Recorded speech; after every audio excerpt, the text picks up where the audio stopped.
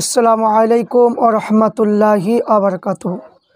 যে সমস্ত ব্যারেলি, রেজবি, মাওলানা এবং মুফতিরা এরা নিজের পীর আলা হজরত রহমতুল্লাহ আলাইকে ভালোবাসেন, তার বিরুদ্ধে কেউ কিছু বলতে গেলে তাদের যেমন রক্ত যেমন গরম হয়ে যায় এবং তাদের যেমন মনটা খারাপ হয়ে যায়, ততটুকু আমাদেরও মনটা অতটুকুই গরম হয়, অতটুকুই মনটা খারাপ হয় যখন আবু বকর সিদ্দিক রহমতুল্লাহ আলাইহির শানে বিয়াদবি করলে, সৈয়দ আহমদ রায়বেরেলী সম্পর্কে কোনো বিয়াদবিমূলক কথা বলে আমাদেরও অতটুকুই কষ্ট হয়।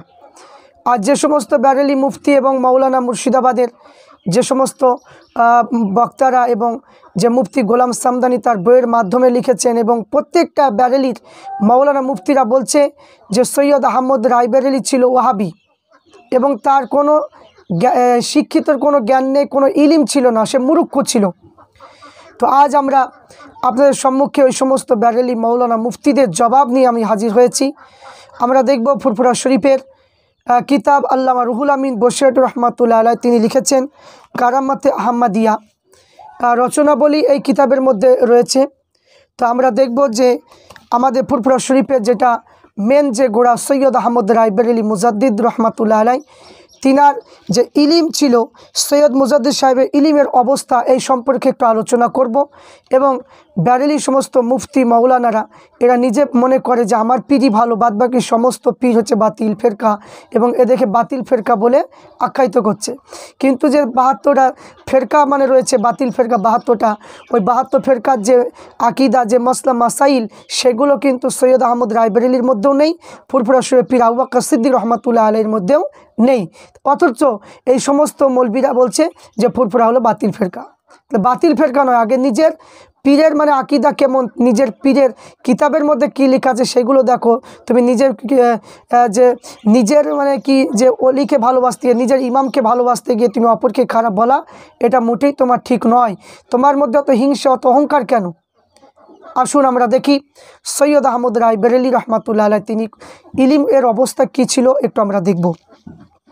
মাওলানা কারামত আলী জনপুরি রহমাতুল্লাহ আলাইহি তিনার কিতাব মুকাশফাত রহমাতে 25-26 পৃষ্ঠার মধ্যে লিখেছেন যে সুন্নাত জারি করতে, বেদাত ধ্বংস করতে হলে সময়ের উপযোগিতা হিসাবে হজরত সৈয়দ আহমদ সাহেবের তরিকার দাখিল হওয়া উচিত। কেননা উক্ত জনাব সৈয়দ আলী খানদান হানাফি মজহাব অবলম্বন মুজাহিদ শহীদ আলামে রব্বানী ও জামনার মুজাদ্দিদ বড় সাহেব তাসির ছিলেন এবং তাহার হাদিস ও তফসির ও তরিকাতে সিলসিলা সৈয়দ ওলামা ও সন্দল আউলিয়া এবং হুজ্জাতুল আলাল আলামিন ওয়ারিসাতুল আম্বিয়া ওয়াল মুরসালিন হজরতে মাওলানা শাহ সুফি আব্দুল আজিজ রহমাতুল্লাহ আলাইহের শহীদ মিলিত হন। এই সিলসিলা অতি প্রসিদ্ধ এবং বিশ্বাসযোগ্য এবং এই যে সমস্ত মুহাদ্দিস এবং মুফাসসির সিলসিলা তার সহিত মিলিত হয়েছে।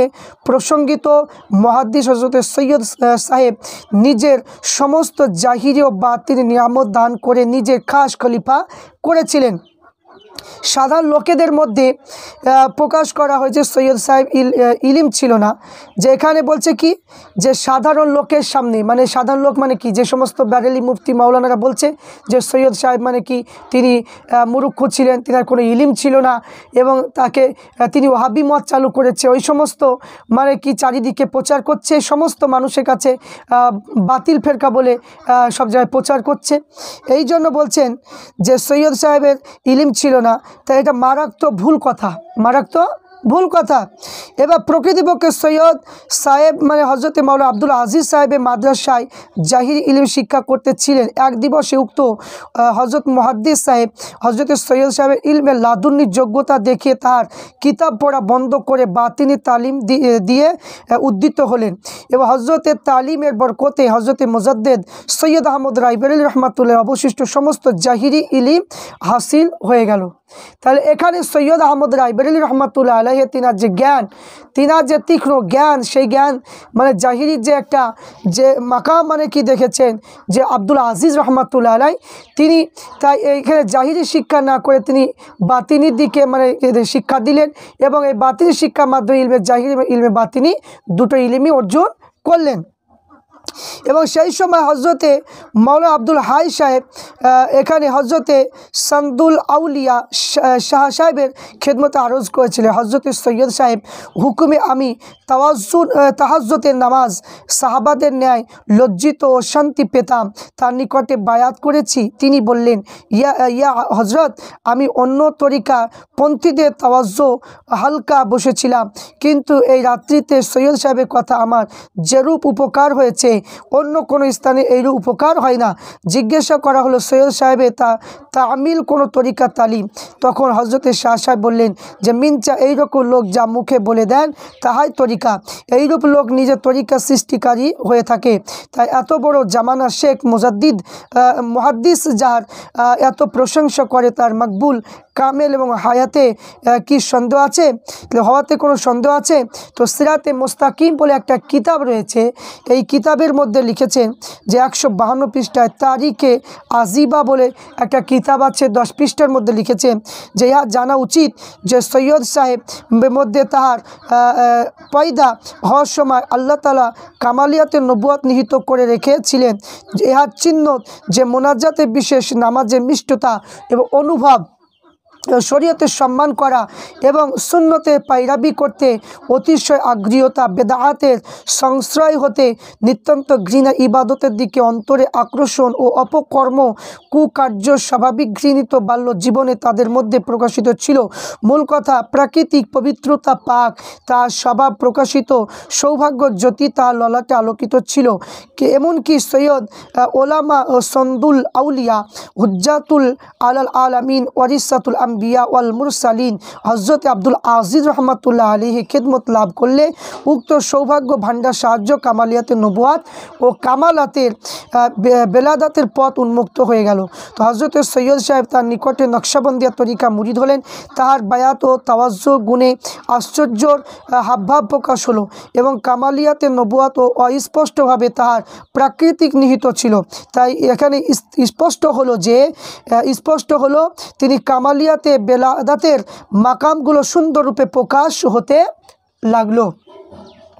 এবং প্রথম অবস্থায় তিনি আল্লাহ রসুলকে স্বপ্নে দেখলেন, একটা করে 3 এখানে খুরমা হস্তে লইয়া সৈয়দ সাহেবের মুখে দিলেন এবং চৈতন্য লাভের পর তিনি সত্য স্বপ্ন চিহ্নিত নিজের স্থায়ী পেলেন। এই ঘটনা হইতে কামালিয়াত নবুয়তের সুলুক আরম্ভ হলো। তিনি এক দিবসে বেলা মাআব হজরতে আলী, হজরতে ফাতিমা রাদিয়াল্লাহু তাআলা আনহাকে স্বপ্নে দেখলেন। হজরতে আলী মুবারক হস্ত সৈয়দ সাহেবকে গোসল দিয়ে দিলেন এবং তার শরীরকে ধৌত করে দিলেন এবং পিতা পুত্রকে ধৌত করে যেমন করে তেমন। তো হজরতে ফাতিমা নিজে মুবারক হস্ত মূল্যবান পোশাক পরিধান করে দিলেন। এই ঘটনা কামালিয়াতের নবুয়ত পূর্ণমাত্র বিকাশ প্রাপ্ত হলো। তো খোদা তাআলা আদিকালে যে তাহার মনোনীত করে রেখেছিলেন তা গুপ্ত বিষয় বিকাশ প্রাপ্ত হতে লাগলো। তো খোদা তাআলা অনুগ্রহ পূর্বে কারো মধ্যস্তরে ব্যতীত নিজে তার শিক্ষা প্রদানের অবলম্বন স্বরূপ হলেন। তাই ধারাবাহিকভাবে বহু ঘটনা, এইরকম বহু ঘটনা রয়েছে, রয়েছে। তারপরে এমনকি তিনি খোদা তাআলার নিকটে বায়াত লাভ করলেন। উক্ত হজরতের সমকক্ষে একটা অপূর্ব উন্নত পবিত্র বস্তু রাখিয়ে বললেন, তোমাকে এই বস্তু দিলাম, অন্য বস্তু দেব। এক ব্যক্তি সৈয়দ সাহেবের নিকটে মুরিদ হওয়ার ইচ্ছা প্রকাশ করলে অনেকে অনুয় বিনয় করল। তিনি মুরিদ না করিয়ে খোদার দরবারে মুরিদ করার সাহায্য চাইলেন। তো খোদা তাআলা বললেন, তোমার লক্ষ লক্ষ মুরিদ হলেও আমি তাহাদের উপর অনুগ্রহ করব। শত শত ঘটনা প্রকাশিত হওয়া কামালিয়াতের নবুয়তের সম্পূর্ণরূপে তার আয়ত্ত হলো। ইলহাম ও হিকমাত ইলিমগুলো বিকাশ হলো এবং কামালিয়াতের নবুয়ত শিক্ষার অবস্থা এবং কামালিয়াতে বেলায়েত শিক্ষা করা যে খোদা তাআলা এই বিধান প্রচলিত আছে, তা জিকির এবং মুরাকাবা কঠোরতার সাধ্য এই উপকারগুলো অবলম্বন করার পরে পবিত্র জগতের নিসবাত স্থাপিত হয়। কখনো অলৌকিকভাবে কতগুলো কামাল ব্যক্তি পক্ষে প্রথম নিসবাত লাভ হয়, তাই উপকরণগুলো গ্রহণ করা, যে উদাহরণস্বরূপ বলা যেতে পারে যেমন খোদা তাআলার বিধান প্রচলিত আছে যে নাহু, সার্ফ এবং আরবি সাহিত্য এবং আরবি কেতাব শিক্ষা করার পরে কোরআন ও হাদিসে মর্ম অবগত হওয়া যায়। তাই কতগুলো কামেল ব্যক্তি অলৌকিকভাবে প্রথম সূক্ষ্ম এবং আল্লাহ তাআলা কর্তৃত্ব অবগত হয়ে থাকে, তাই তরিকাপন্থে ইলমে লাদুন্নি বলে থাকেন। তাই এখানে নাহু এবং সার্ফ এবং আরবি সাহিত্য অবগত হয়ে থাকে। তাই উপকরণগুলো শিক্ষা করতে শাস্ত্রগুলো শিক্ষাগণের মুখ্যপেক্ষী হয়ে থাকে। কখনো কখনো এখানে নাহু, সার্ফ এবং শিক্ষা করার মুখ্যপেক্ষী হয়ে থাকে না। তাই সৈয়দ সাহেব এই উপকরণগুলো শিক্ষা করার পূর্বে কাদরিয়া, চিস্তিয়া, নকশবন্দিয়া 3 তরিকার নিসবত লাভ করেছিলেন। তাই কাদরিয়া, নকশবন্দিয়া তরিকা লাভের বিবরণ যে মাওলানা শাহ আব্দুল আজিজ তাওয়াজ্জু ও বায়াতের বরকতে গুণে যে এখানে পিরানে পীর আব্দুল কাদের জিলানী রহমাতুল্লাহ আলাইহি, হযরতে বাহারউদ্দিন নকশবন্দি রহমাতুল্লাহ আলাইহি বুজুর্গ রূপে উক্ত সৈয়দ সাহেবকে শিক্ষা প্রদানের জন্য প্রকাশিত হলো। 1 মাস অবধি মানে তার সমর্পণ থেকে নিজের তরিকার দিকে আকর্ষণ করতে চেষ্টাবান হলেন। তাই উভয় পক্ষে রোহার মধ্যে যে এখানে বিরোধী চলতে থাকলো। তাহলে এখানে আমরা বুঝতে পারলাম যে সৈয়দ আহমদ রায়বেরেলী রহমাতুল্লাহ আলাইহি তিনার যে ইলিমের যে প্রখরতা মানে কি দেখতে পেলাম সেখানে।